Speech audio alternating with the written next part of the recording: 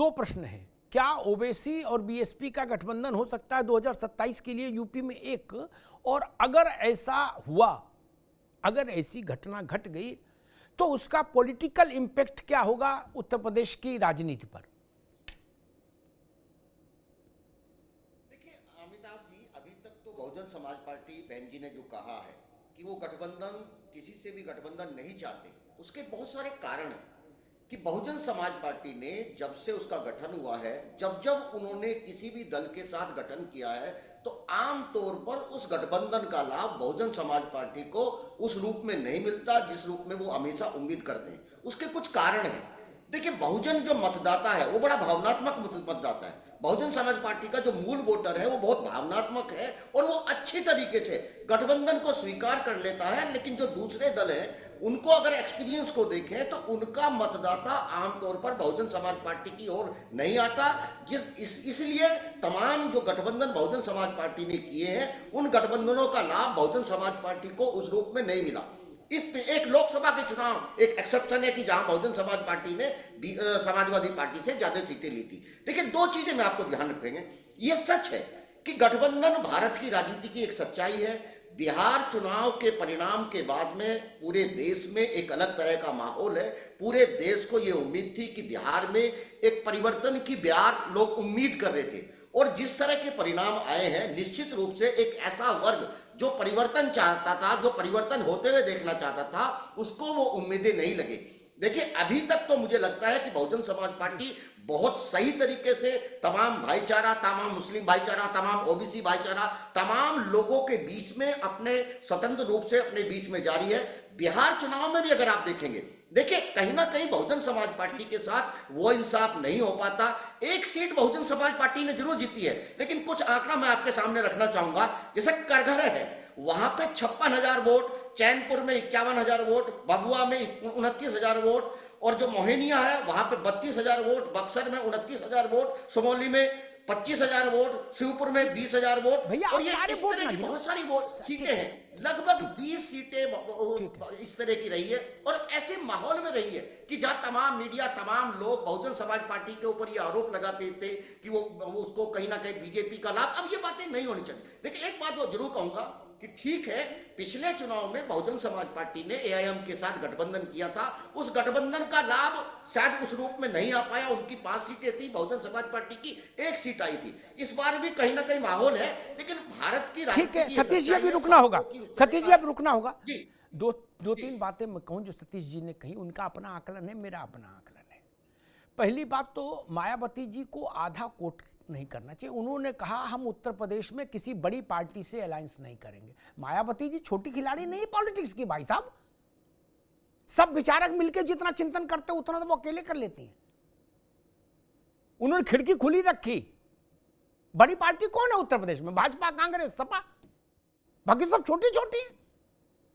उनने खिड़की भी खुली रखी, दरवाजा भी खुला रखा। और जितना मैं बीएसपी को जानता हूं, ऐसा कोई वो मत लगाइए कि नहीं नहीं वैसा हो गया और उन्होंने कह दिया हमको लाभ नहीं। बसपा क्षणे रुष्टा क्षणे तुष्टा, ये काशीराम जी का फॉर्मूला है कि जब जहां से कुछ लाभ मिले वहां चलो भाई, बाकी कोई लड़ाई थोड़ी ना है। बसपा इसलिए किसी धारा की लड़ाई में नहीं पड़ती, वो देखती कहां किससे लाभ मिल सकता है। काशीराम जी ने ऑन रिकॉर्ड कहा कि जब मुझे भाजपा से लाभ मिलता तो मैं भाजपा के साथ चला जाता हूं, कांग्रेस से मिलता तो कांग्रेस के साथ आ जाता हूं। दूसरी बात, ऐसा नहीं कि बीएसपी को लाभ नहीं मिलता।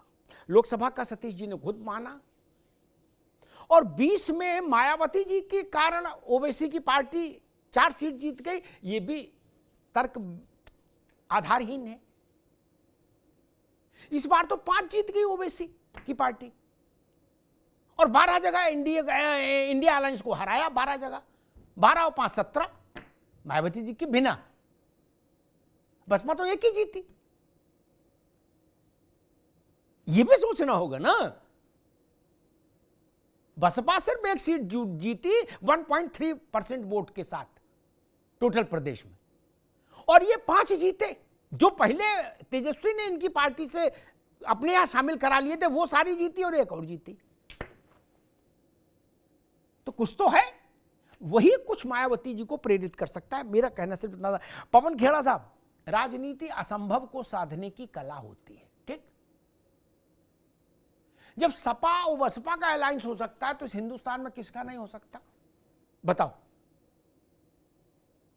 फिर तो कहानी खत्म हो जाती है। अमिताभ साहब, अगर ऐसा हुआ तो उत्तर प्रदेश की राजनीति में क्या फर्क पड़ सकता है जमीन पर?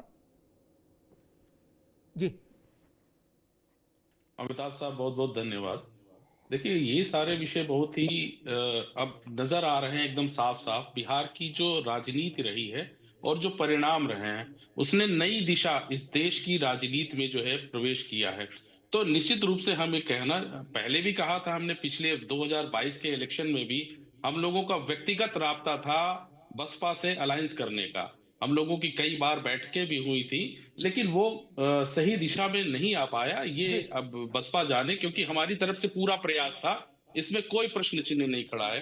क्योंकि बड़े पदाधिकारियों से मेरी व्यक्तिगत मुलाकात और बैठक हुई थी कई बार, लेकिन उस पर मोहर नहीं लग पाई और 2022 का इलेक्शन बसपा सिर्फ एक सीट तक सीमित रह गई।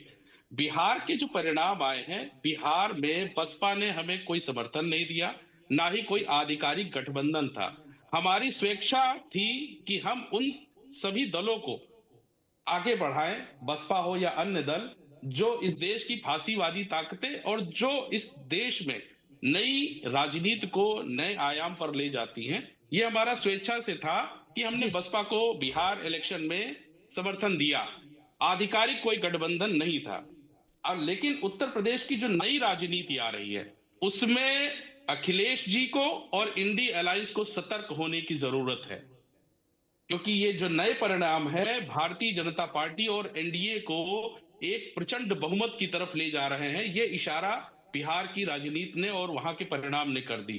इस प्रचंड बहुमत को हम रोक सकते हैं अगर बहुजन समाज पार्टी का गठबंधन एमआईएम से हो जाता है, तो हम उत्तर प्रदेश में फिर से एक बार शोषित वंचित समाज की जो आवाज दबाई गई है, पिछले 10 से 12 साल लगातार हो गया है, उस आवाज को हम फिर से मुखरता से आगे ला सकते हैं और उनके हक और अधिकारों के लिए हम लड़ाई लड़ सकते हैं। लेकिन एक प्रश्न इसमें खड़ा होता है, जी। जैसे सतीश साहब ने कहा कि गठबंधन को लेकर के जो है बसपा का एक कड़वा जो है अनुभव रहा है, लेकिन इस बात को भी मानना पड़ेगा, ये बात सच है कि यादव वोट बहुजन समाज पार्टी को ट्रांसफर नहीं हो पाता, ये बात सत्य है।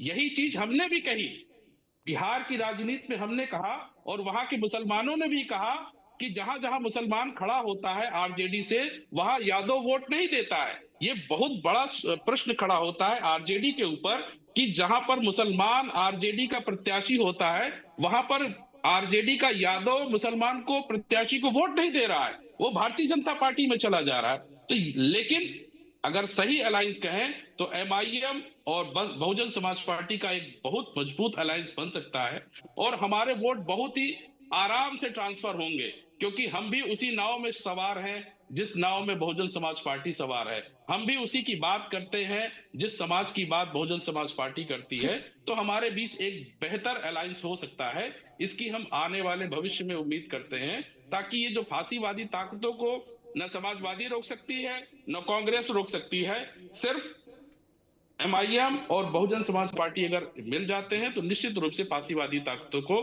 2027 में हम रोकने में कामयाब हो सकते हैं। जी। अंबेडकर साहब ने कहा कि 27 में हम फांसीवादी ताकतों को रोकने के में कामयाब होंगे। फांसीवादी को मैं और स्पष्ट कर दूं, मतलब बीजेपी को रोकने में होंगे। ये सार्वजनिक पक्ष है।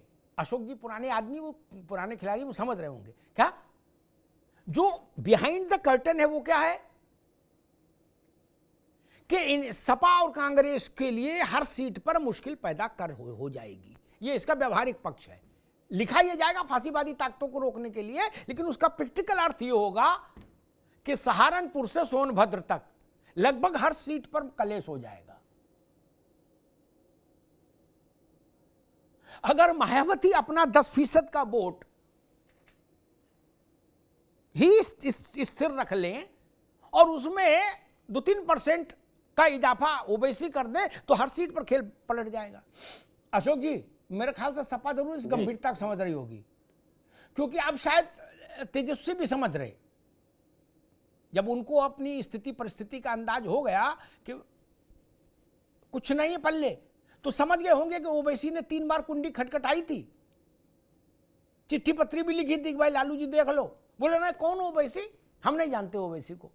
बोले मुसलमान हमारे पीछे खड़ा, हम क्यों जाने। 5 जीती 12 पहरा दिया। अशोक जी, ये खतरा अब उत्तर प्रदेश में अगर आया, हाथी और MIMI एक साथ आए, तो कोई कितना भी नकारे, मैं ये मानूंगा फिर भी कि बड़ा राजनीतिक संकट पैदा हो जाएगा इंडिया अलायंस के लिए। क्योंकि विधानसभा में वोट छोटा होता है, जो केक है वो छोटा है। 25 लाख की पोलिंग तो है नहीं, 3 लाख, 4 लाख, 5 लाख। जी अशोक जी। अमिताभ जी, देखिए, आपने कहा कि राजनीति असंभव को संभव करने की कला होती है, और इस कला का प्रदर्शन हमने 2024 के लोकसभा चुनाव में किया। अभी हमारे IM के साथी कह रहे थे कि सपा का वोट बसपा को ट्रांसफर नहीं हुआ, तो आप 2019 का लोकसभा चुनाव याद करिए, उससे डेडली कॉम्बिनेशन तो मुझे नहीं लगता कि कोई होगा। सपा बसपा का कॉम्बिनेशन लोकसभा चुनाव में इससे बड़ा और डेडली कॉम्बिनेशन किसी और दल का नहीं हो सकता। लेकिन उसका परिणाम क्या हुआ? 10 सीट वो जीते, हमारा वोट नहीं ट्रांसफर हुआ बसपा को, और बसपा 10 सीट जीत गई। अब बसपा का वोट हमको ट्रांसफर हो गया तो हम 5 सीट जीत गए। और 2024 में बसपा का वोट लेकर के बसपा 0 पे आ गई। तो ऐसे ऐसे राजनीतिक पंडित लोग बैठे हैं, उनके लिए बुद्धि को हम क्या कहें। अच्छा, दूसरी बात इन्होंने कहा कि प्रचंड बहुमत बिहार में एनडीए को मिली। इस बात से भी मुझे घोर आपत्ति है। ये प्रचंड बहुमत नहीं, ये विश्व के सबसे बड़े लोकतंत्र को, अरे प्रचंड बहुमत को प्रचंड बहुमत ना कहें यार, गजब कर रहे भाई अशोक भाई। प्रचंड बहुमत को प्रचंड बहुमत ही कहेंगे? नहीं कहें। अच्छा, अमिताभ जी, कोई नहीं कह रहा, सब कह रहे, कोई नहीं कह रहा। आप इसी इल्यूजन में रहो, ठीक। बुढ़ा इसी इल्यूजन में रहते रहते समय बीत जाएगा महाराज। किस चक्कर में पड़े हो? इस मृग मरीचिका से बाहर निकलो। राहुल जी की देखो क्या उम्र हो गई, इसी मृग मरीचिका में भटकते भटकते। देख लो ना उनका हाल, और तेजस्वी की देख लो हाल, और फिर भी आप कहो कि नहीं हम मस्त हैं, तो प्रणाम है। तेजस्वी तो लिस्ट बना रहे थे 18 तारीख, 1 मिनट भैया, तेजस्वी तो 18 तारीख की लिस्ट बना रहे थे, उसमें व्यस्त थे कि अशोक यादव को नहीं बुलाएंगे, OP सिंह को बुलाएंगे। क्या उन्होंने OP सिंह को नहीं, सतीश प्रकाश को रखो क्या? और अधिकारी कौन कहां रहेगा उसकी लिस्ट बना रहे थे, और सीटें आई कितनी? 25। इसलिए इस मृग मरीचिका से बाहर आओ भैया अशोक जी। मान लीजिए 27 में आप एक और प्रेस कॉन्फ्रेंस ठोक देंगे, इससे ज्यादा क्या करेंगे कि डकैती है, लेकिन 5 साल सरकार से तो बाहर रहेंगे। मान लीजिए एक प्रेस कॉन्फ्रेंस आपने एक दिन में 3 कर दी, फिर सो व्हाट, क्या होगा? आप लोग भवन में बैठने लगेंगे? नहीं ना, वो तो तभी होगा जब जनता वोट देगी। अशोक जी। हाँ, तब जी देखिए, मैंने क्यों कहा कि ये लोकतंत्र नहीं है, ये पैसे से खरीदी गई जीत है, 10,000 रुपए से खरीदी गई जीत है, ये लोकतंत्र की जीत नहीं। इसका उदाहरण है। अब बस मैं आपसे ज्यादा समय 1 से 1.5 मिनट मांगूंगा। राजस्थान में अशोक गहलोत सरकार ने स्मार्टफोन बांटने की बात की, पुरानी योजना थे, चुनाव आयोग ने उसको रोक दिया।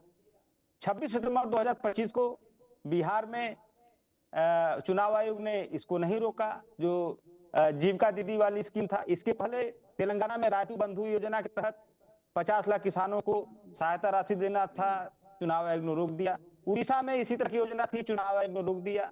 लेकिन बिहार में चुनाव आयोग नहीं रोका, महाराष्ट्र में चुनाव आयोग नहीं रोका। चुनाव आचार संहिता लगने के बाद 10,000 रुपए ट्रांसफर होते रहे, चुनाव आयोग नहीं रोका।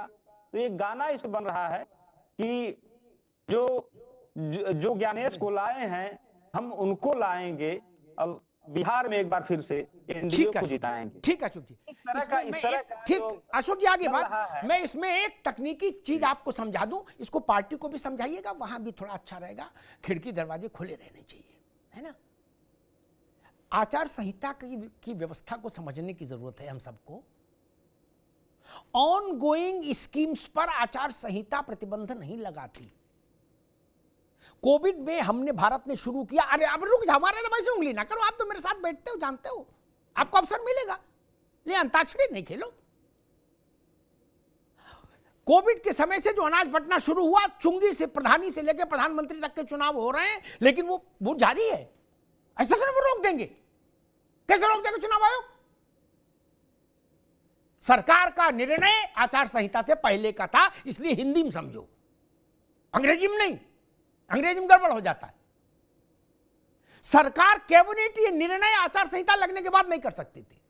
ऑन गोइंग प्रोजेक्ट्स पर कोई प्रतिबंध नहीं, एक। और दूसरी बात, हम तो ठेठ आदमी हैं देहात के, अशोक जी, हम तो आपके गुइया हैं। गुइया समझते? एटा इटाबा फिरोजाबाद के लोग समझते हैं मित्र। ऐसा ही उत्तर प्रदेश में हो गया कि यहां 15,000 देंगे, तो फिर आपको प्रेस कॉन्फ्रेंस ही करनी पड़ेगी चुनाव के बाद, और तो कोई रास्ता नहीं मिलेगा भाई। एक प्रेस कॉन्फ्रेंस और हो जाएगी, वो तो प्रचंड बहुमत से आ जाएंगे। अगर 10,000 से आए तो आपकी 15 नहीं दे देंगे, कोई पुलिस पकड़ रही है। आप क्या करोगे? आप क्या करोगे? अगर केवल 10,000 रुपए देने से सरकार आई तो उत्तर प्रदेश में 15,000 क्यों नहीं दे देंगे? फिर आप प्रेस कॉन्फ्रेंस कर सकते हैं, नथिंग एल्स। ये सोचना होगा। खैर, ओपी सिंह जी, समाजवादी पार्टी ने कहा कि बिहार की जो जीत है वो जनता का जनादेश नहीं है, वो 10,000 रुपया देके खरीदी गई जीत है। एक तो ये विषय, अखिलेश जी उसको कह रहे हैं डकैती है।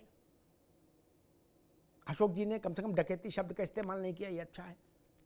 और दूसरा विषय कि उत्तर प्रदेश में अगर बीएसपी और ओबीसी की पार्टी एक साथ आते हैं तो चूंकि उत्तर प्रदेश में जितने 4-5 पॉलिटिकल प्लेयर हैं उसमें एक बड़े प्रमुख प्लेयर आप भी हैं, तो कुछ भी कॉम्बिनेशन फॉर्मेशन बनेगा बिगड़ेगा तो सब पर असर पड़ेगा। उस संभावित फॉर्मेशन को आप कैसे देखते हैं कि यूपी की पॉलिटिक्स में उसका क्या रोल हो सकता है? ओपी सिंह जी। आफ्ताब जी, पहली चीज तो यह है कि राजनीति में संभावनाओं से इनकार नहीं किया जा सकता, और खासतौर से तब जब चुनाव की बेला, और चुनाव की बेला में सभी दल स्वतंत्र हैं, जिससे चाहे से कर सकते हैं। लेकिन एक बात तय, जितने विपक्षी पार्टियां वो सभी इस बात को लेकर के भयभीत है, हमारी विचार मिले या न मिले, हमारी नीयत मिले या न मिले, हमारी कुछ भी न मिले, लेकिन बीजेपी को रोकने के लिए हमें मिलना पड़ेगा। सभी भयभीत है। आप देखें तो कांग्रेस की हालत, आरजेडी की हालत, और बड़ी दिक्कत की बात यह है कि पता नहीं कि अशोक यादव नहीं समझ रहे या समझाना नहीं चाहते। मैं एक बहुत महत्वपूर्ण बात बता रहा हूं। 2022 का उत्तर प्रदेश में जो चुनाव हुआ था, वही मुद्दा इस बार 2025 में बिहार के चुनाव में था। और फिर जब 2027 आएगा, मेरा ही नहीं, विपक्ष का भी मुद्दा बदलने वाला नहीं है। आरोप बदल सकता है, मुद्दा नहीं बदल सकता। अब मुद्दा क्या है? हम जो 22 में लड़े और बिहार में लड़े, विकास नंबर 1 पर, विकास नंबर 2 पर, विश्वास नंबर 3 पर, नेतृत्व नंबर 4 पर, सुशासन। इसी पर लड़े थे। कोई और मुद्दा तो था नहीं। कोई और मुद्दा तो बताए। तो इनका मुद्दा क्या था? केवल जातिवाद, यमवाई समीकरण। 32 से 34 तो हम अकेले हो गए यमवाई के नारा में, बाकी हम जोड़ लेंगे। तो जातिवाद, परिवारवाद, किसी का बेटा उधर का बेटा ही तो था, परिवारवाद था। और तुष्टीकरण, पराकाष्ठा, तुष्टीकरण की पराकाष्ठा कि वो सारे वोट मुझे ही मिलेंगे, इसलिए उसकी पराकाष्ठा था। और फिर नीतीश बाबू मुख्यमंत्री 20 साल से, और उसके पहले के मुख्यमंत्री में नाम लेना नहीं चाहता। तो एक तुलना हुई भ्रष्टाचार। क्या भ्रष्टाचार की तुलना हुई? कि नीतीश बाबू पर 20 वर्ष में दीपक लेकर इन्होंने खोजा और भ्रष्टाचार का एक भी आरोप नहीं पाया। लेकिन जैसे ही उनका नाम लीजिए आरजेडी का, वो तमाम चित्र पिता से लेकर पुत्र तक जनता के सामने आ गए बताने के लिए। हम तो कहते हैं कि उत्तर प्रदेश में नंबर 1 कि 2014 से भारतीय जनता पार्टी के को रोकने के लिए विपक्ष ने कई नए फार्मूले अपनाए। 14 का कुछ था, 17 का कुछ था, 19 का कुछ था, 22 का कुछ था, और अब ये देखिएगा 24 का कुछ था, 27 का कुछ होगा, लेकिन एक भविष्यवाणी कर रहा, यहाँ कांग्रेस का प्रवक्ता नहीं बैठा है। समाजवादी पार्टी कांग्रेस से समझौता नहीं, क्यों नहीं करेगी? नंबर एक, आज विपक्षी दल जितने पर हैं उस पर कांग्रेस बोझ बन चुकी है, और तेजस्वी यादव की नैया डुबोने में कांग्रेस का हाथ माना जा रहा है। जह जह पांव पड़े संजय के तहता बनता था। 2004 से राजनीति में राहुल गांधी आए, 95 चुनाव हार चुके हैं, शतक के करीब है। अब एक बात और कह के मैं अपनी बात, 1 महीने तक आपके चैनल पर बड़ा जद्दोजहद हुआ, SIR पहले चला, हम लोग खूब डिबेट किए, चुनाव के पहले अकाल मौत मर गई, और आपने तो भविष्यवाणी ही किया था कि देखिएगा ये SIR चुनाव के पहले अकाल मौत मर गया, चुनाव में कहीं जिक्र नहीं उसका हुआ। दूसरी बात, इन्होंने बड़े बड़े दावे किए, और एक उत्तर प्रदेश में बाणी वीर है जो 12 बजे के बाद ट्वीट करते हैं, 12 के पहले कभी ट्वीट नहीं किया, 12:30 जैसे 14 को चुनाव परिणाम आया, 12:30 बजे तक जनता इंतजार करती रही कि बाणी वीर का ट्वीट क्या आया। SIR के कारण हमारा महागठबंधन वहां हार गए। SIR ये ट्वीट आया था, उन्होंने कहा था, आपके चैनल पर दिखाया गया था कि बिहार में NDA बुरी तरह से हार रही है, वहां पर जो है उनकी सरकार गिर जाएगी, और सुनिए, उनकी सरकार जब गिरेगी तो दिल्ली की भी सरकार गिर जाएगी। ये आपके चैनल पर हुआ डिबेट में, जी हाँ, जी वो सब कहा गई भविष्यवाणी। ओपी सिंह जी अभी रुकना होगा, ठीक अभी रुकना होगा। मैं अशोक जी एक सवाल आपसे ले लूं, जो बात ओपी सिंह जी ने कही, बड़ी सरल भाषा में मैं कहूं, SIR के कारण हारे बिहार अखिलेश जी, 10,000 रुपया के कारण विपक्ष हार गया चुनाव अशोक जी। ये दोनों चीजें उत्तर प्रदेश में भी होंगी। महिलाओं के लिए योजना भी आएगी, आ जाए चाहे 6 महीने के भीतर आए, लेकिन लिख लो मेरी बात, आएगी, ठीक। और SIR भी होके रहेगी, बिहार से ज्यादा पारदर्शी, ज्यादा व्यापक। तब क्या होगा? अगर इन्हीं दो के कारण तेजस्वी 25 पर पहुंच गए, तो ये दोनों गोलियां जो हैं वो तो यहां भी खानी पड़ेंगी, उत्तर प्रदेश में भी। अगर इस दवा का रिएक्शन तेजस्वी पर इतना है कि वो 25 सीट पर आ गए 70 से, तो ये दवाएं तो यहां भी चलेंगी, यूपी में भी। अशोक जी, अमिताभ जी, इन दवाओं की काट हम लोग तैयार कर रहे हैं। समाजवादी पार्टी एक ऐसी पार्टी है जो हमारे राष्ट्रीय अध्यक्ष जी बार बार कहते हैं कि हम लोग लर्निंग में बहुत विश्वास करते हैं। कोई इंसिडेंट होता है तो उससे हम लोग सीखते हैं, और सीख के अपने आप को चेंज करते हैं। तो जो गोलियां आप बता रहे हैं, इन गोलियों की काट, एंटीडोट जिसको कहते हैं मेडिकल भाषा में, एंटीडोट हम लोग बना रहे हैं। और उसको देखेंगे आप, जिस तरह से डार्विनिज्म कहता है कि समय और परिस्थितियों के हिसाब से बदलना चाहिए, अगर आपको एग्जिस्ट करना है तो हम लोग उसी समय परिस्थिति के हिसाब से अपने आप को ढाल रहे हैं, और ढाल के इस जो NDA का जो पैसे का खेल है, पावर का खेल है, इससे निपटने की फुल प्रूफ प्लानिंग हमारी है। SIR के माध्यम जो नाम काटने की व्यवस्था, उससे निपटने के लिए हमारे जो कार्यकर्ता लग गए हैं बूथों पर PDF प्रहरी के नाम से, ये सारी व्यवस्थाओं की काट हम लोग निकाल रहे हैं अमिताभ जी। और दूसरी बात मैं कहूंगा, आपने जो बताई कि पहले से चली आ रही योजनाओं का, इसी को लेकर के मैंने तेलंगाना में रायतू बंदी योजना के तहत अमिताभ जी 50 लाख किसानों को पैसा दिया जाता था। 2018 से यह योजना चल रही थी, लेकिन नवंबर 2023 में विधानसभा चुनाव हुए, चुनाव आयोग ने इसको रोक दिया। कहा जब तक मॉडल कोड ऑफ कंडक्ट स्थगित नहीं हो जाता तब तक आपको ये पैसा किसानों को ट्रांसफर नहीं कर सकते। और बाकी जगह महाराष्ट्र में कर सकते हैं, क्यों? क्योंकि वहां भाजपा सरकार बनवाना है। आप बिहार में नई योजना लाके भाई देखो अशोक जी, मैं आपके, ठीक है अशोक जी, ठीक है, मैं आपके पाले, ठीक है अशोक भाई, ठीक है, मैं तो इतना पढ़ा लिखा आदमी नहीं, मैं तो आपके पाले में खड़े होकर छोटी बात कहता हूं, गांव देहात की, तेलंगाना तक जाने की जरूरत नहीं। लिख लो मेरी बात, उत्तर प्रदेश, और ये अपनी पार्टी में भी आप बताइएगा, अगर ये गलत निकल जाए तो मैं सार्वजनिक क्षमा मांगूंगा। उत्तर प्रदेश में 6 महीने के भीतर महिलाओं के लिए एक देश में अब तक की सबसे बड़ी योजना लॉन्च हो जाएगी। ठीक, क्या आयोग ने कहा, क्या कौन कहेगा मुझे नहीं पता, लेकिन हो जाएगी। तब क्या करोगे?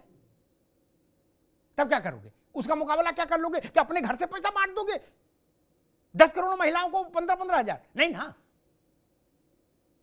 तेजस्वी ने कहा तो हम 30,000 देंगे, ये तो 10 ही दे रहे, हम 30 देंगे। 30 पे भरोसा नहीं किया, जनता का देंगे, अब नहीं दिया तब। यहां तो मिल रहा है चकाचक। इसलिए मैं जगाने आया, बाकी आपकी मर्जी महाराज।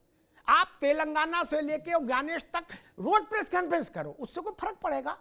हार गए तो हार गए भैया, 5 साल बाहर बैठो।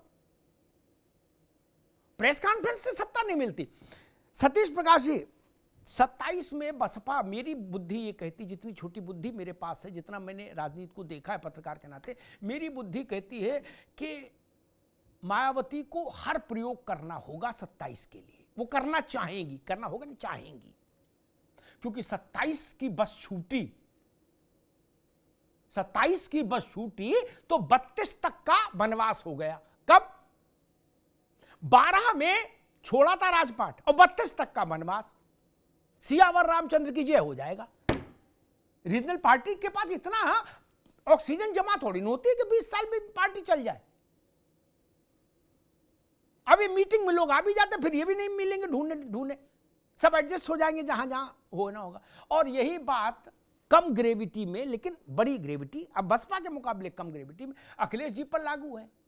वो 17 में राजपाट छोड़े थे, और अगर 27 में नहीं आए तो 32 तक वनवास। जोड़ लो कितना समय हुआ।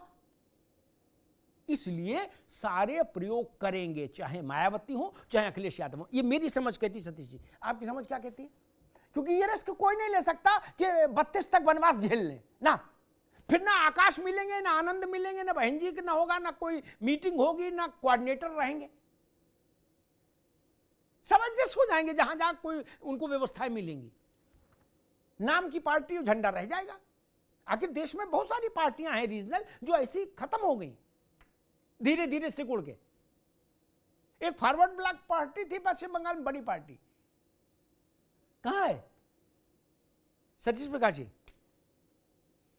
नहीं, देखिए अमिताभ जी, मैं आपकी बातों से बिल्कुल 100% सहमत हूं कि कोई भी दल बहुत लंबे समय तक अगर सत्ता से बाहर रहेगा, उसके पास वो साधन नहीं होंगे, सत्ता निश्चित रूप से। और एक बात और भी मैं कहना चाहता था, पिछली बात मेरी बात अधूरी रह गई थी कि देखिए, पास्ट में रह करके आप राजनीति नहीं कर सकते। राजनीति करने के लिए आपको वर्तमान और फ्यूचर के बारे में सोचना ही पड़ेगा। इस बिहार चुनाव में एक बात बहुत, मैं पवन जी की बात से बिल्कुल सहमत हूं। बहुत सारे बूथ ऐसे हैं कि जहां यादव मतदाता ही बाहुल्य में थे, 90% वो कहीं ना कहीं यादव मतदाता थे। लेकिन आप वो स्कीम अच्छी थी खराब थी उसके बारे में भी चर्चा करेंगे, लेकिन कहीं ना कहीं एक रुख दिखाई दिया है कि वहां पे जो यादव मतदाता है वो अच्छा खासा वहां भी बिखराव है। अगर उत्तर प्रदेश में आप देखेंगे, बिल्कुल सच है कि भारत की राजनीति में मुस्लिम मतदाता को लेकर के जिस तरह का माहौल बनाया है, मुस्लिम मतदाता की वोट तो सब चाहते हैं, लेकिन मुसलमान को वोट कोई देना नहीं चाहता। ये आजमगढ़ में भी आपने देखा होगा, जब बहुजन समाज पार्टी ने एक मुस्लिम कैंडिडेट को उतारा और समाजवादी पार्टी ने अपने परिवार से एक व्यक्ति को उतारा, बीजेपी ने एक यादव समाज के व्यक्ति को कहीं ना कहीं उसमें को उतारा। और देखेंगे वह तमाम जो यादव मतदाता हैं, वो जो अपने सजातीय जो उम्मीदवार था, जो बीजेपी का उम्मीदवार था, बाकायदा उसको वोट देते हैं और उसको जिता देते हैं। बिहार में भी लेकर के अब ये मंथन और चिंतन लोगों के बीच में हुआ है। मैं ओवैसी जी की बातों का विरोध नहीं कर रहा हूं, क्योंकि देखिए वो मुस्लिमों के एक बड़े लीडर हैं। और आप जब आज इस देश में हर व्यक्ति राजनीति में सहभागिता चाहता है, इसलिए मुस्लिम लोगों की राजनीति में प्रतिनिधित्व बढ़ना चाहिए। जानबूझ करके लोगों ने एक ऐसा माहौल बनाया कि उनको भारत की राजनीति से अलग थलग किया गया। जब ये देश आजाद हुआ है, इस देश की तमाम व्यवस्थाओं में, सरकारी नौकरियों में, political representation day by day हालात ऐसे बनाए गए कि मुस्लिम को ये नहीं रखा गया। देखिए, एक छोटी सी बात मैं जरूर कहूंगा कि ये सच है, इसमें कहीं कोई दो राय नहीं, कि दलित और मुस्लिम कॉम्बिनेशन एक दलित व्यक्ति को एक मुस्लिम को वोट देने में कोई दिक्कत नहीं, और एक मुस्लिम व्यक्ति को दलित को, ये कॉम्बिनेशन देखे भी हैं। 2007 की जो सरकार है, बहुजन समाज पार्टी की सरकार है, पूरा पश्चिम उत्तर प्रदेश में जो 125 सीटें आप देखी होंगी, एक तरफ से निकलते तमाम बहुजन समाज पार्टी एक तरफ से जीतती चली गई। तो गठबंधन होगा या नहीं होगा ये तो भविष्य बताएगा। एक छोटी सी बात और कहना चाहता हूं आपको, जैसे ओपी सागर जी ने कहा था कि बीजेपी ने जो नीतीश की सरकार है उसने कोई भ्रष्टाचार नहीं करा। आपकी पार्टी का केंद्रीय मंत्री अब उसमें छोड़ दो, अब उससे कुछ हासिल नहीं भैया। सतीश जी अब रुक जाओ, 5 साल अब छोड़ दो, इसमें आप लोग समय व्यर्थ करने वाले कामों में लगे रहते हो, इसीलिए हार जाते हो चुनाव में। अच्छा नीतीश कुमार ने क्या नहीं किया, 5 साल के लिए वो रहेंगे, दूसरा काम देखो यार। जब करना था तब बाहर झंडा नहीं गाड़े, अब बता रहे कि नीतीश कुमार ने क्या किया। अब उत्तर प्रदेश में क्या होगा उस पर दिमाग लगाओ महाराज, छोड़ दो, उधर न जाओ। डॉक्टर राव, मैंने उत्तर प्रदेश में एक कॉम्बिनेशन देखा चरण सिंह जी के समय से, ठीक पुरानी बात कर रहा हूं। वो कॉम्बिनेशन था मुसलमान और जाट में, बिल्कुल ब्लंट बोलूंगा मैं, ऐसा नहीं कि ये पिछड़े और सामाजिक न्याय या इस टाइप की बात नहीं करूँ, तो सीधी सीधी जात की खुल्ला खुल्ली बात करूंगा, जात और मजहब की। मुसलमान और जाट के कॉम्बिनेशन ने चौधरी चरण सिंह को उत्तर प्रदेश में बड़ी हैसियत दी और पश्चिमी उत्तर प्रदेश में बेताज का बादशाह बना के रखा। वो उनका परिवार भी जितना जो कुछ उससे लाभ ले सकता था लेता ही रहा जब तक वो कॉम्बिनेशन बना रहा। गंभीर बातें तो समझिएगा।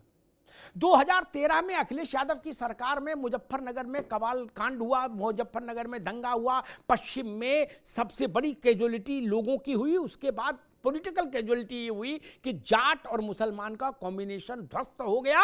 दोनों ऐसे एक दूसरे के विरुद्ध आक्रामक मुद्रा में आ गए। उसका पहला पॉलिटिकल फॉल आउट हुआ, चौधरी अजीत सिंह तब चुनाव हार गए जब मायावती और अखिलेश यादव एक साथ थे और वो उनकी तरफ से लड़े, तब भी चुनाव हार गए, सिर्फ जस्ट बिकॉज ऑफ जाट और मुसलमान अलग आक्रामक हो गए एक दूसरे के खिलाफ। अब पश्चिम उत्तर प्रदेश में माइक्रोस्कोप लेके ढूंढ आओ, चश्मा नहीं, सतीश जी आप भी ध्यान से माइक्रोस्कोप लेके ढूंढ आओ, केवल एक ही फार्मूला बचा है, बाकी सब फार्मूला पिट गए। दलित और मुसलमान एक साथ हो जाए, पूरा दलित ना हो, जाटव और मुसलमान हो जाए, तो करिश्मा की संभावना बची है। राव साहब मेरी सामान्य बुद्धि ये कहती बस। अमिताभ साहब, आपका विश्लेषण बिल्कुल जायज है। बेहतर है कि 2013 के बाद से परिस्थितियां बदली, जिसमें अजीत सिंह साहब और अब जयंत का जो रुख दिखा है, वो रुख अखिलेश यादव की सरकार के दौरान ही बन गया था, मुजफ्फरनगर की घटना के बाद से। तो उसका परिदृश्य तो अब दिख रहा है। लेकिन अगर इसको हम और बेहतर रूप में देखें तो समाजवादी पार्टी की समस्या ये है कि ये घमंड में हमेशा रहते हैं। इतना घमंड ये है कि अब बिहार का चुनाव हो गया तो ये लकीर के फकीर हैं, सांप चला गया लाठी पीट रहे हैं, इनके पास कोई काम बचा नहीं है। हमने फिर से कहा है कि अगर भारतीय जनता पार्टी और एनडीए को रोकना है तो हम इंडी अलायंस में आज भी शामिल होना चाहते हैं, लेकिन ये मानेंगे नहीं। इसीलिए हम चाहते हैं कि आदरणीय बहन मायावती जी के नेतृत्व में एक नया फ्रंट तैयार हो। उत्तर प्रदेश की राजनीति को नई दिशा में ले जाने के लिए हम उनके नेतृत्व में आगे बढ़ करके उत्तर प्रदेश की जनता को वो संवैधानिक अधिकारों से भरपूर लाभ देना चाहते हैं जिनसे वंचित किया गया है। लेकिन अब समस्या यह है कि समाजवादी पार्टी ना इफ है ना बट है, ये दोनों तरफ से पट हो गए हैं, क्योंकि ना इनको कांग्रेस लिफ्ट दे रही है, ना ही इंडी अलायंस में इनको कोई लिफ्ट मिल रही है। हमने पिछले चुनाव में भी देखा, मध्य प्रदेश में जब चुनाव हुआ कि कांग्रेस ने इनको सीट नहीं दी तो ये कांग्रेस की ही बुराई करने लगे कि कांग्रेस बड़ी चालू पार्टी है, इसको वोट न देना। इनको हरियाणा में भी टिकट नहीं मिला, इनको जो है महाराष्ट्र के इलेक्शन में भी। तो समाजवादी पार्टी की समस्या यह है कि ये अपने अहंकार और घमंड से इतना चूर हैं कि किसी भी तरह से इस उत्तर प्रदेश की राजनीति को सही दिशा में नहीं ले जाना चाहते। अच्छा, इनकी एक समस्या और भी है, ये चाहते हैं कि मुसलमान इनके घर पर आकर के दरी बिछाए, इनके सामने जी हुजूरी करे, इनके सामने हक और अधिकार ना मांगे। जब जब मुसलमान ने हक और अधिकार की बात कही है तब तक इन्हों लोगों ने उनका तिरस्कार किया है। हमको एक्सट्रीमिज्म कहेंगे, मुसलमानों के वोट पर सत्ता तो चाहते हैं, लेकिन हमको कट्टरपंथी और आतंकवादी की श्रेणी में ये समाजवादी पार्टी और आरजेडी जैसे जो मानसिकता के जो दल हैं वो हमको ले जाना चाहते। यही हाल इन्होंने शेड्यूल्ड कास्ट को लेकर के किया ना। 2000 से 12 की सरकार बनी और 17 तक जब मुलायम अखिलेश जी मुख्यमंत्री रहे, इन्होंने प्रमोशन इन रिजर्वेशन वाला जो मामला रहा है, उस रिजर्वेशन इन प्रमोशन में लोगों को डिवोट किया। शेड्यूल्ड कास्ट के लोग चपरासी बन गए, एसडीएम से लेकर के और लेखपाल तक बने। रुकना होगा, वो इस बहुत बात को बहुत भी बहुत समझना अच्छी मुद्दा है। वो बिल फाड़ दिया गया था संसद में सपा के द्वारा, तो वो मुझे याद है, था उस रोज। अशोक यादव जी, भाई सीधी सपाट बात, यादव का नेता यादव, जाटव का नेता जाटव, क्या तो मुसलमान का नेता मुसलमान क्यों नहीं रहेगा? क्यों हो? आजा मेरे गाड़ी में बैठ जा। क्यों? हम अपनी गाड़ी नहीं चलाएंगे? आजा मेरी छतरी के नीचे। आपकी छतरी के नीचे क्यों हम अपनी छतरी लगाएंगे?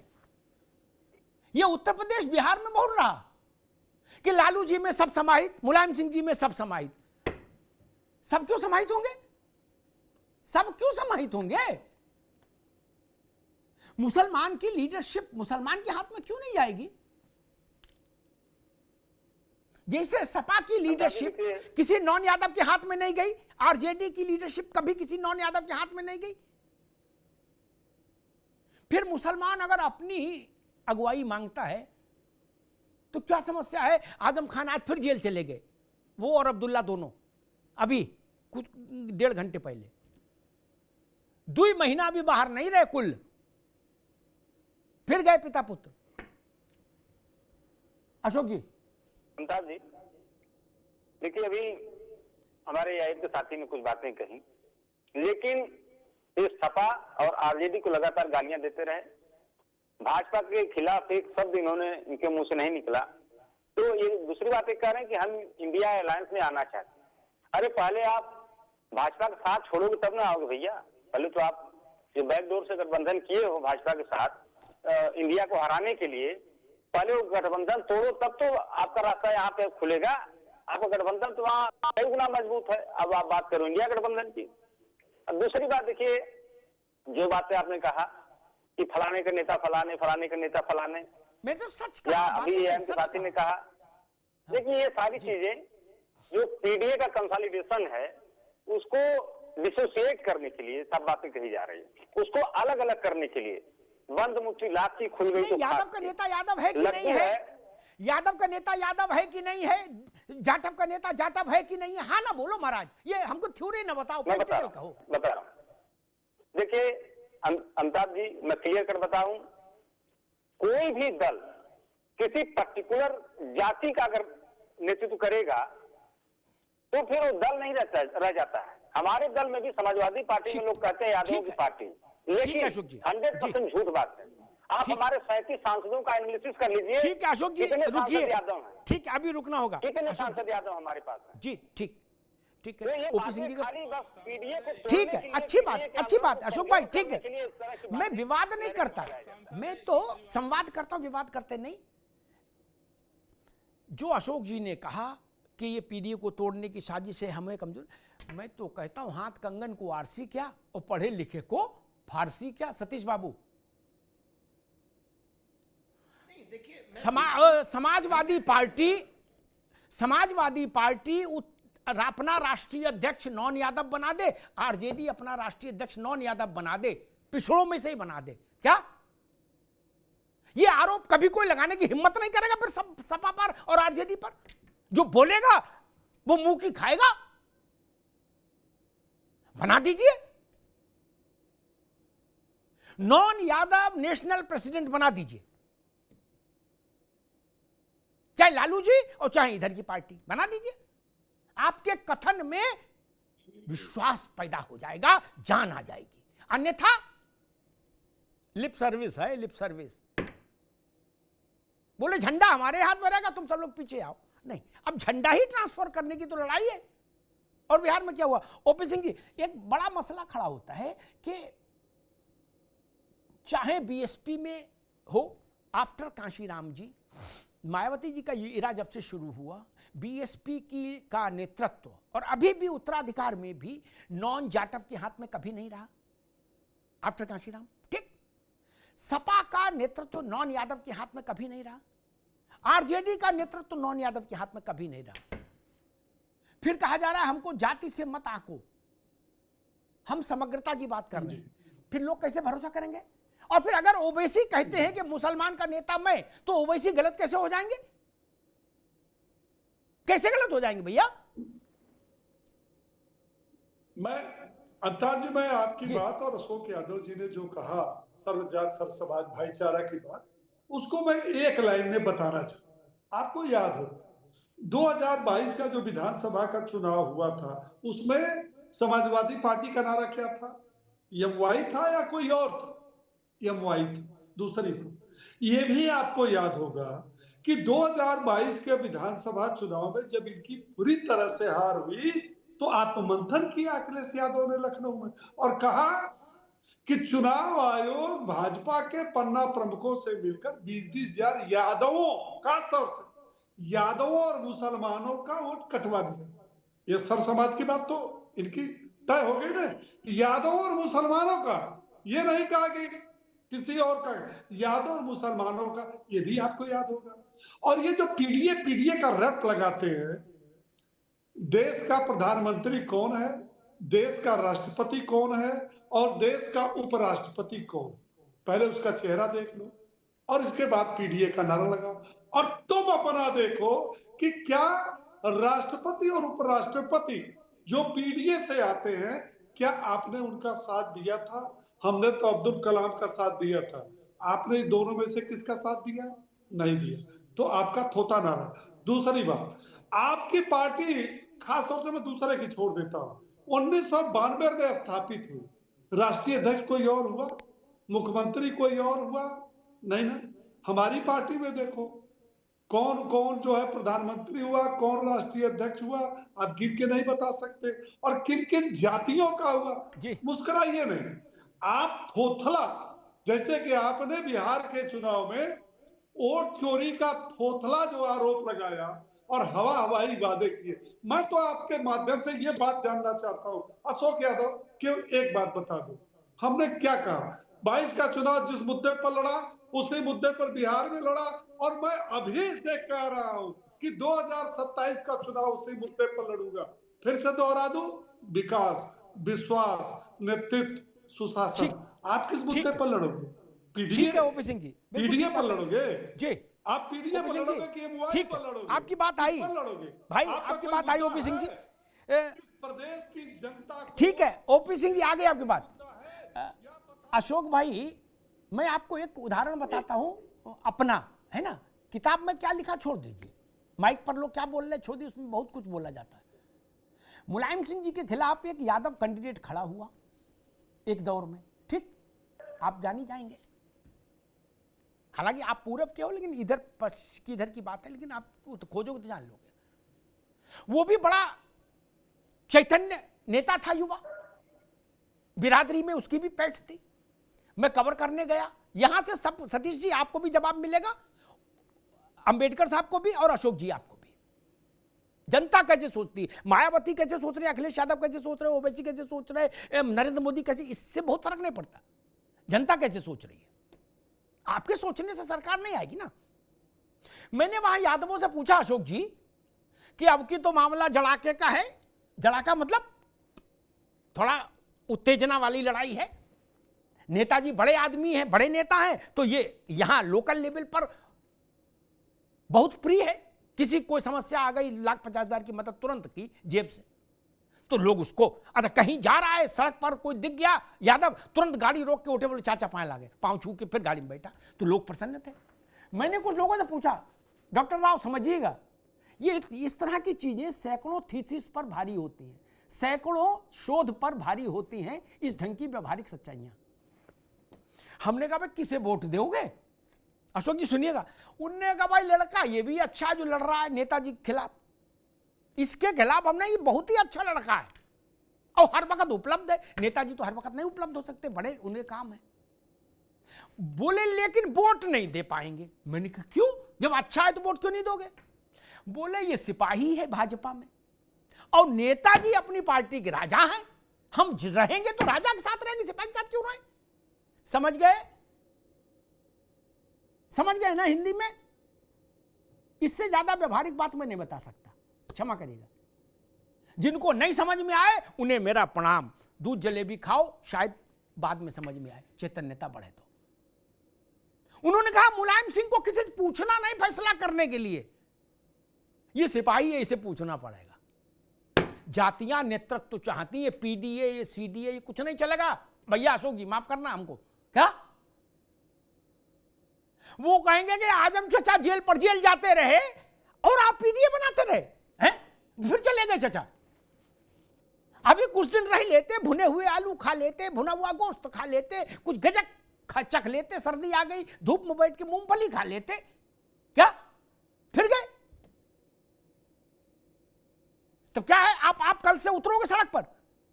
मैं मान लूं कि अशोक जी ने जो कहा वो सच है, मुसलमान को मुसलमान की रहनुमाई की जरूरत नहीं।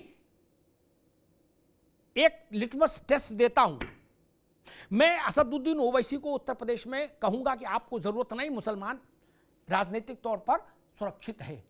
अगर कल सुबह 10 बजे पूरा प्रदेश बंद हो जाए, अखिलेश जी झंडा लेकर खुद मैदान में उतरे आजम खान के लिए, और 10 लाख लोग कल शाम तक गिरफ्तारी दे दें, तो मैं कहूंगा ओवैसी की उत्तर प्रदेश में जरूरत नहीं।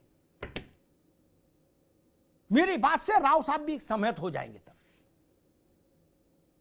हर मुसलमान सहमत हो जाएगा। क्या आप ऐसा कर सकते हैं? कल 10 लाख लोग गिरफ्तारी दीजिए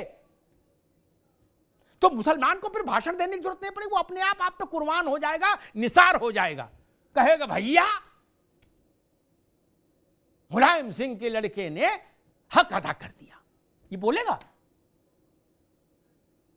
लेकिन इससे कम पर मामला नहीं बनेगा, और यही नियम बहन जी पे लागू है। मैं कभी राष्ट्रीय पदाधिकारी सांसद विधायकों की लिस्ट नहीं देखता, ये तो मुझे वहां फिरोजाबाद का आदमी बता ही चुका कि सिपाही नहीं गिनने चाहिए बाबू, राजा देखना चाहिए किस वर्ग का है। मेरे लिए महत्वपूर्ण यह है कि भारत के प्रधानमंत्री 3 बार से जो हैं वो ओबीसी हैं। भाजपा के 16 करोड़ सदस्यों में तो हर जात के लोग हैं, तो क्या हर जात को नेतृत्व तो नहीं है ना? So what? बात कड़वी है सतीश बाबू, लेकिन खरी है। इसलिए मान के चलिए कि आरजेडी हो, सपा हो, बसपा हो, ये लोग मुस्लिम को अपने डलिया में अपनी मुहर के साथ क्यों रखना चाहते हैं? क्यों रखना चाहते भाई, ये भी तो सवाल है। और एक बात याद दिला दूं, मुलायम सिंह जी जब पहली बार मुख्यमंत्री बने अशोक जी, तो उन्होंने प्रेस कॉन्फ्रेंस की शपथ के बाद, और उसमें पता नहीं किस भाव मुद्रा में उन्होंने कह दिया कि आज से उत्तर प्रदेश में मुसलमान का कोई का नेता मुसलमान नहीं होगा, मुलायम है। क्या ऐसा क्यों? क्या ओपी सिंह के नेतृत्व में सारे यादव खड़े हो सकते हैं? क्या डॉक्टर अंबेडकर के नेतृत्व में या सतीश प्रकाश के नेतृत्व में सारे यादव खड़े हो सकते हैं? नहीं ना, उनको यादव नेतृत्व ही चाहिए, और जाटव को बहन जी का ही नेतृत्व चाहिए। सतीश जी गलत कहूं तो उंगली उठा देना कि ना गलत कह रहे हो, तो मैं 4 तर्क और ठोंक दूंगा। क्या दलितों में भी 700-800 जाति उपजाति हैं, लेकिन बीएसपी मींस बहन कुमारी मायावती, और मायावती मींस दलितों के बीच में वह जाति जो दलितों की कुल आबादी का लगभग 50% है। और उत्तर प्रदेश में और बिहार में यादव का मतलब जो ओबीसी में सबसे ज्यादा संख्या वाली जाति है। इसीलिए ना लालू जी नेता है, इसीलिए मुलायम सिंह जी नेता है। मैं मानता हूं अब कोई किसी की डोली नहीं उठाने को तैयार है, और मैं इसमें ओवैसी को ठीक मानता हूं, मैं उनके साथ खड़ा हूं। कहा जा रहा है कि बिहार का जब चुनाव हो रहा था, उनके स्टेट प्रेसिडेंट ने चिट्ठी लिखी तेजस्वी को, वो अटेंड नहीं हुई। फिर ओवैसी ने चिट्ठी लिखी लालू जी को, वो भी अटेंड नहीं हुई, माइक पर बोल दिया कि ओवैसी कौन होते हैं, फर्जी हैं, दिस है, भाजपा के एजेंट हैं और हम नहीं करेंगे। उत्तर सामने आ गया। अभी फिर कहा इन्होंने, डॉक्टर राव ने, तो फिर अशोक जी ने कह दिया कि ये तो भाजपा के एजेंट है। वो तो कह रहे हैं आप हमको ले लो, आपने तो नहीं, आप लेने को तैयार नहीं ना। यही तेजस्वी कह रहे थे कि ये कौन है ओवैसी, इनके सारे विधायक हमने तोड़ लिए थे। क्या हुआ? सीमांचल से, आखिरी बात कह रहा हूं, जो लोग बिहार से बहुत फेमिलियर नहीं उनके लिए अच्छा होगा सतीश भाई, सीमांचल जो घनी मुस्लिम आबादी वाला इलाका है बिहार का और बहुत आक्रामक आबादी, वहां अशोक जी बड़ी सैड न्यूज है, वहां लालू प्रसाद की पार्टी केवल 1 सीट जीती है।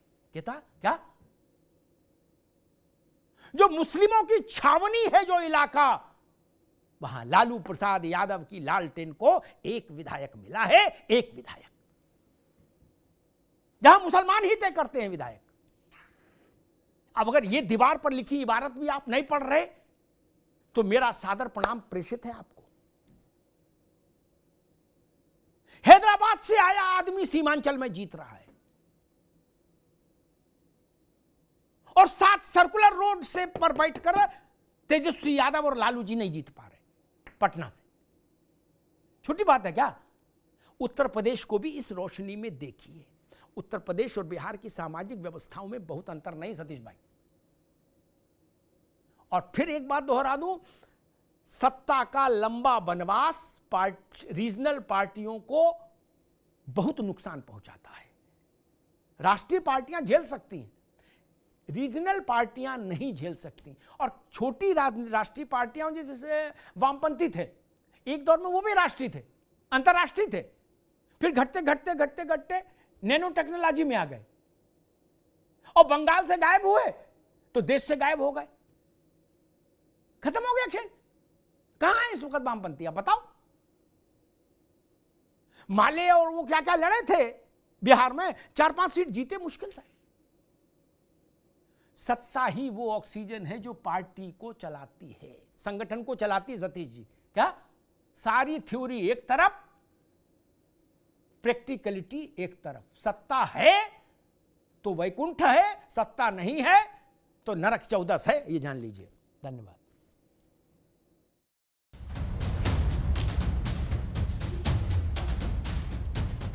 अब उत्तर चाहिए ब्रॉट टू यू बाय आरप्योर का हल्दी मसाला, मिर्च धनिया करे कमाल, सबका राजा आरप्योर मसाला। अब छोलिया हो या लोबिया, सफेद चने या काले चने, सब कुछ मजेदार बने। अरे श्रीमती जी, कुछ तो सस्ता लो, बचत करो। नहीं श्रीमान जी, सब बढ़िया लो, रहने दीजिए। इसमें क्या खास बात है? थोड़े में ज्यादा स्वाद, यही तो है इसकी खास बात। वाओ मामा, क्या स्वाद है। अरे मेरे राजा, अब आया असली स्वाद। अब आया स्वाद। जब स्वाद के पड़े हो लाले तो MDH का चंकी चाट मसाला डालें। MDH का चंकी चाट मसाला। MDH।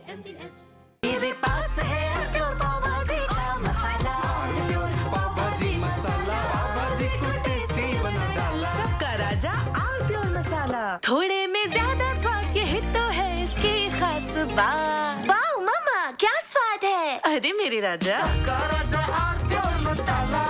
कुछ तो सस्ता लो, सब बढ़िया लो, इसमें क्या खास बात है? थोड़े में ज्यादा स्वाद, यही तो है इसकी खास बात। सबका राजा आरप्योर मसाला। MDH का किचन किंग किचन में हो तो हम सब कुछ बना सकते हैं। बैंगन का भरता, आलू गोभी, भिंडी मसाला और भी बहुत कुछ।